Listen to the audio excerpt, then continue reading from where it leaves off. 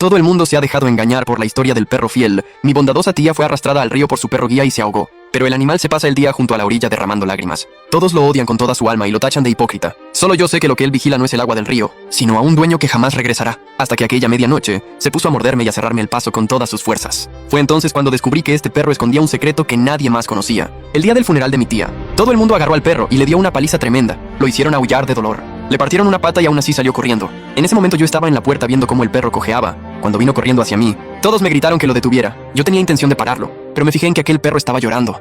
No sé muy bien por qué, pero al final se me ablandó el corazón. La familia entera se enfureció y me insultó a la cara. Yo quería decir que si ya le habían roto la pata, igual podían perdonarle la vida, pero no fui capaz de abrir la boca porque mi tía había muerto y ya no había manera de que volviera. El asunto tendría que haber quedado zanjado, pero después de la muerte de mi tía, el perro seguía yendo cada día a sentarse en cuclillas junto a aquel puente y se quedaba absorto mirando el río, esperando como un tonto a que su dueña volviera a casa. Quien no lo supiera pensaría que se trataba de un perro leal, una historia conmovedora como la de Hachiko, pero los que estaban al tanto del asunto sentían una profunda repugnancia al mentarlo. Les parecía que no hacía sino echar sal en la herida de los familiares de la fallecida. Aquel puente estaba justo en mi camino de paso obligado, y cada día cuando pasaba por allí, el perro guía se acercaba cojeando para jugar un rato conmigo. Al fin y al cabo se había criado desde pequeño en casa de mi tía, así que también me conocía muy bien. Se llegaba hasta mí y se ponía a gemir quedamente, con la esperanza de que le diera algo de comer. Pero ¿cómo iba yo a darle nada? Si se me ocurría darle comida, ¿de qué manera podría consolar el alma de mi difunta tía? Precisamente como trabajo en el sector de alimentación, a menudo tengo que liquidar inventario, así que lo único que hacía era hervir esos fideos instantáneos caducados y luego echárselos para que comiera. O a lo mejor un poco de salchichón y cosas por el estilo. Solo le daba esa basura caducada que tenía que desechar sí o sí. Pensaba para mis adentros que si ya nadie se ocupaba de él, aunque se muriera por comerlo, tampoco sería culpa mía. Él cada vez que terminaba no se venía conmigo, sino que regresaba cojeando a la orilla del río y gemía mirando hacia el lugar exacto donde se había ahogado mi tía. Quien haya tenido perros sabrá que en realidad no son tontos y saben interpretar un papel. Solo puedo decir que aquel perro era un hipócrita de mucho cuidado. Por aquella época tenía el almacén bastante lleno de productos y haciendo inventario por la noche, me dieron las tantas trabajando. Cuando me dispuse a volver, ya era más de las 11 de la noche. Mi tienda no quedaba lejos de casa, y al llegar a la altura del viejo puente, vi que el perro guía seguía de pie junto al acceso del puente. En cuanto me vio aparecer, de repente se puso a ladrarme con mucho ímpetu, y lo hacía con una cierta agresividad. Quise acercarme y le dije: Mau Mau, fuera de aquí, porque el perro se llamaba Mau Mau. Pero él me respondió con un gruñido enseñando los dientes, como advirtiéndome de que si daba un paso más me mordería. Aquello hizo que me sulfurara de inmediato. Este perro que tantas veces se había alimentado a mi costa, y ahora me impedía volver a mi casa. Le di una buena patada.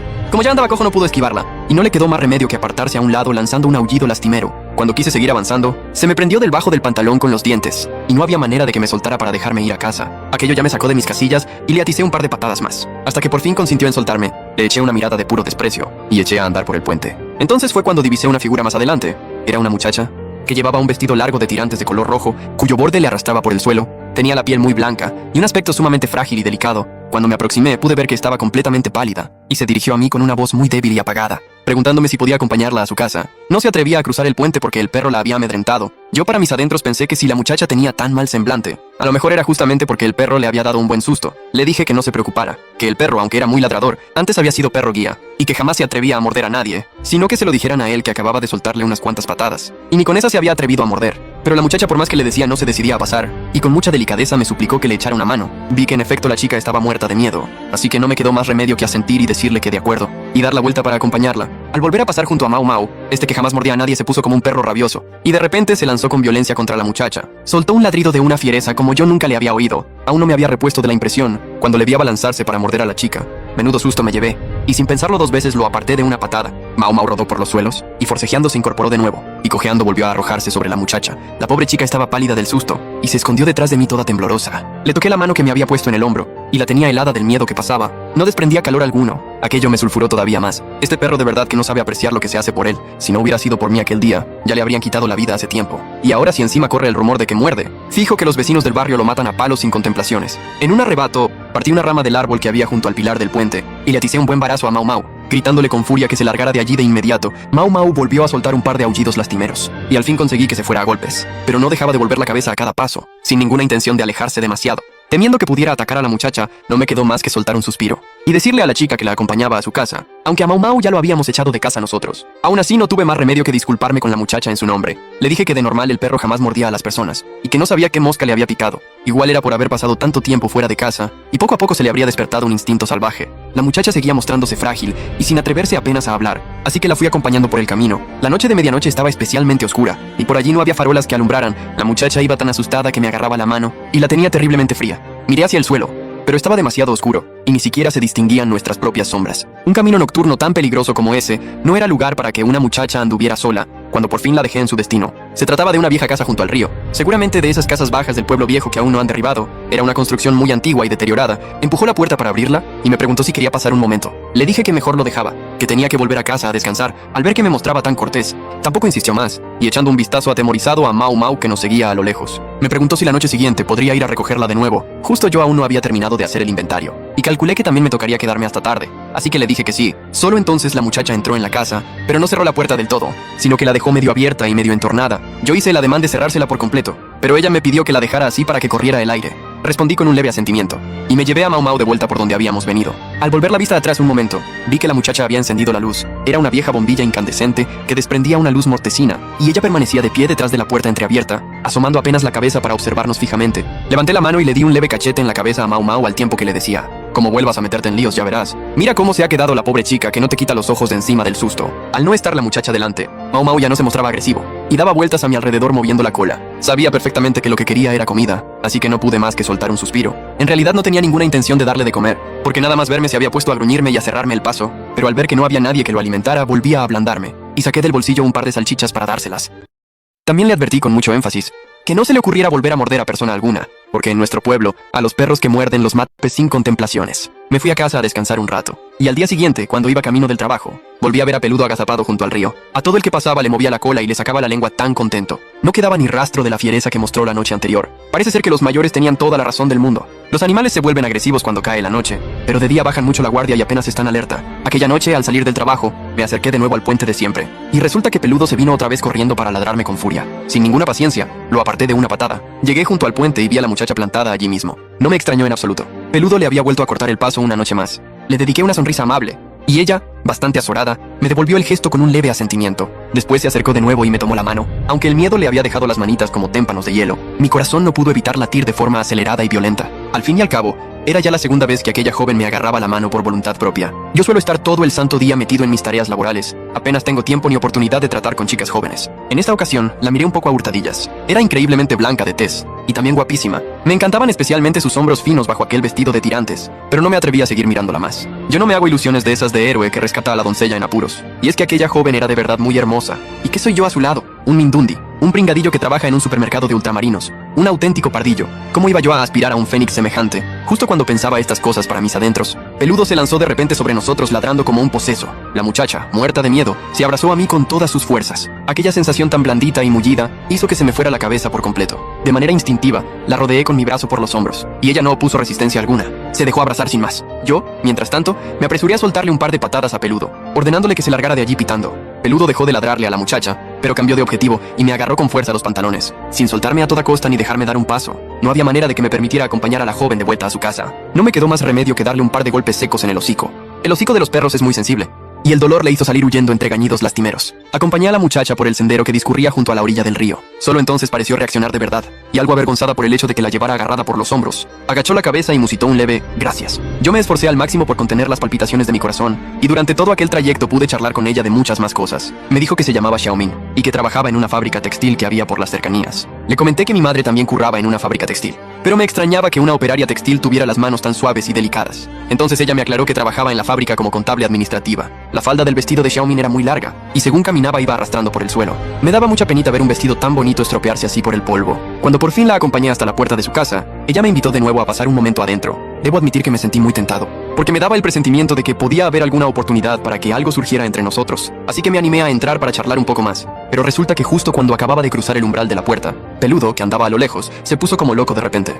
Vino corriendo hacia mí con una furia desenfrenada, y esta vez sí que fue a morderme de verdad. Sentí un dolor terrible en la pierna. Le grité con todas mis fuerzas que me soltara. Xiaoming, por su parte, estaba tan aterrorizada que se había escondido dentro de la casa. Peludo, con mi pierna aún atrapada entre sus fauces, empezó a sacudir la cabeza con gran violencia, intentando desgarrar la carne. Desesperado y furioso, le propiné varios puñetazos contundentes, pero él no abría la boca de ninguna manera. Siguió tirando de mí hasta sacarme por completo de la puerta. Xiaoming, entre sollozos de angustia, me preguntó si podía hacer algo para quitar al perro de allí. Una ira inmensa empezó a arder con gran virulencia en mi interior. Jamás me habría imaginado que el perro que yo mismo alimentaba pudiera volverse contra mí y morderme. Aquella sensación de desolación y frío interior era tal que por un momento me entraron auténticas ganas de acabar con él allí mismo. De manera lamentable y cojeando ostensiblemente, me despedí como pude de Xiaoming. Me giré y fulminé con la mirada a Peludo. El animal, Al percatarse de que iba a emprenderla a golpes con él sin piedad, salió por patas muerto de miedo. Regresé a casa completamente furioso e indignado. Mis padres, al verme llegar con aquel mordisco de perro, se apresuraron a preguntarme qué diantres había ocurrido. No mencioné nada acerca de Peludo, porque sabía de sobra que, si se lo contaba, al pobre animal lo mataban a palo seguro.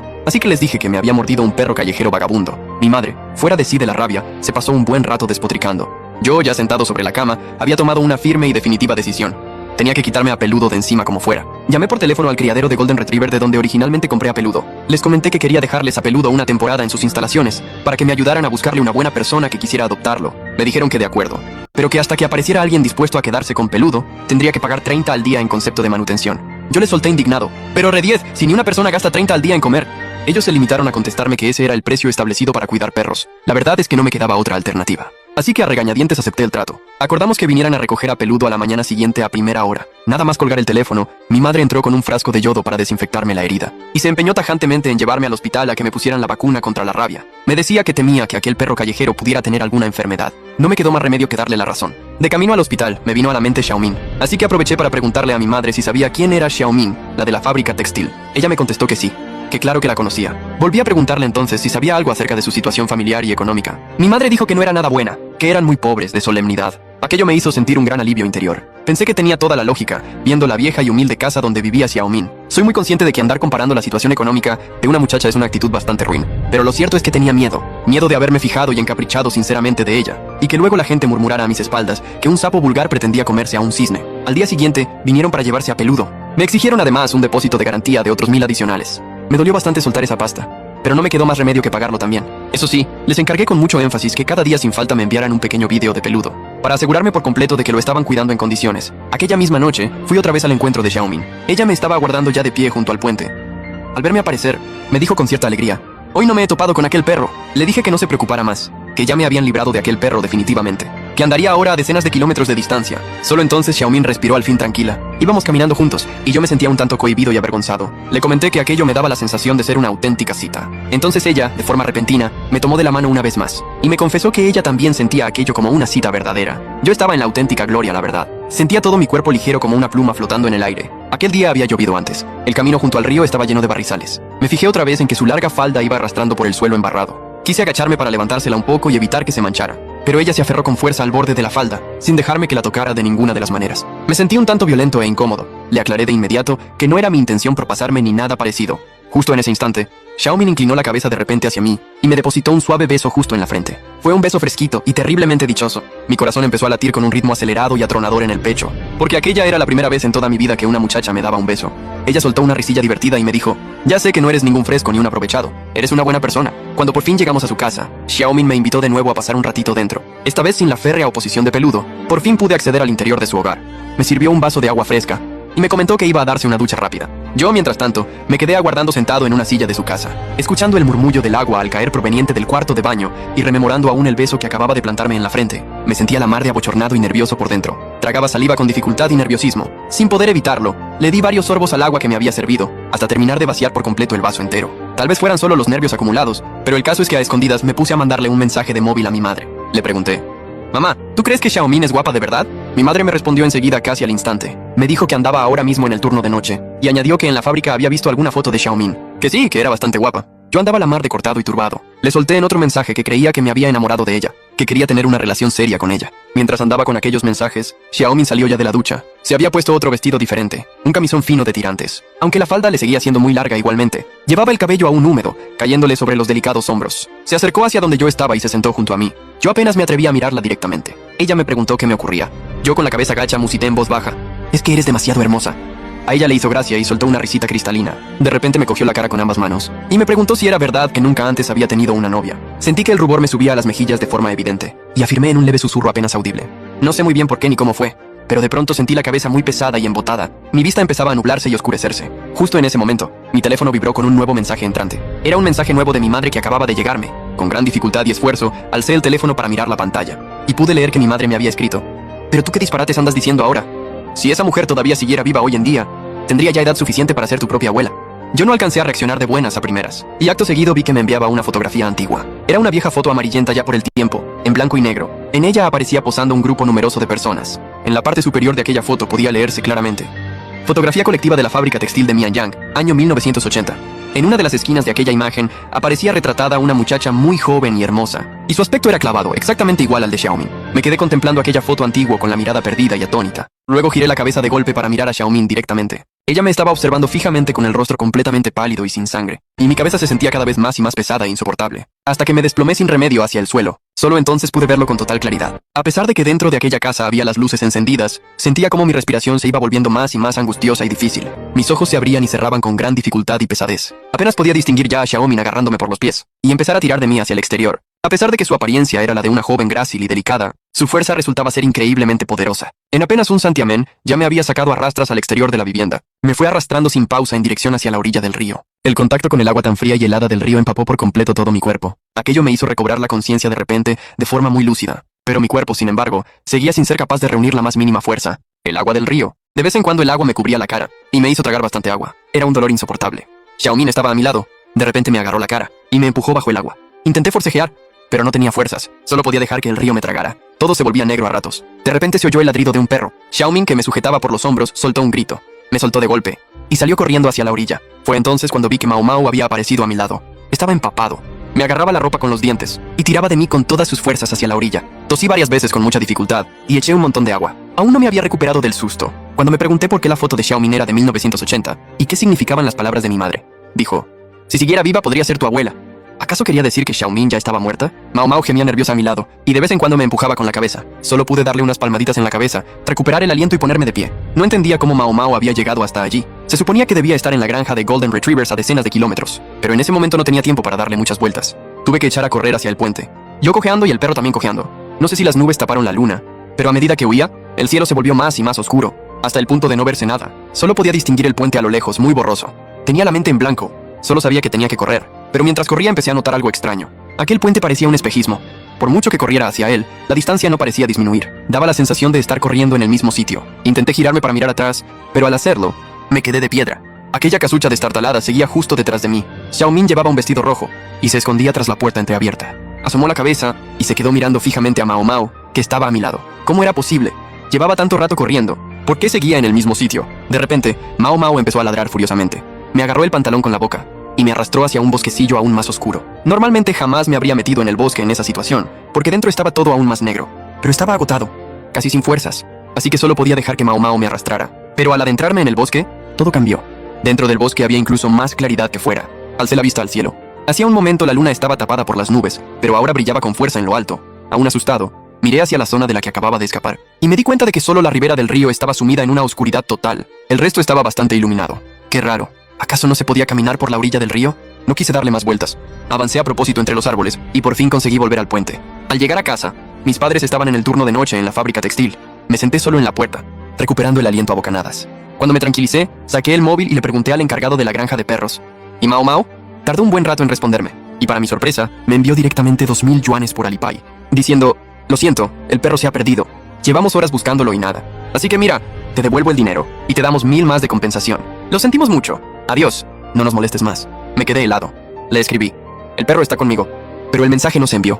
Me había bloqueado. Menudo sinvergüenzas. Bueno, me he ganado 1000 por la cara. Miré a Mao Mao, que estaba a mi lado con la lengua fuera, y no pude evitar sentir una oleada de emoción.